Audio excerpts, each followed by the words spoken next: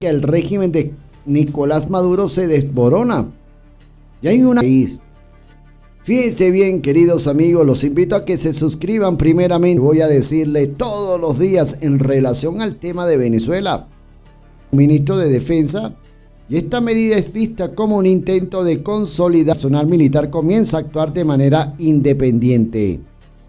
Así que la económica y las acciones gubernamentales. Según se informa, estos avala la estabilidad de su régimen. La dinámica entre Maduro, Cabello y Padrino será crucial de observar mientras navegan por estos desafíos. Pacto que pudiera llevar a muchos más, como decimos nosotros.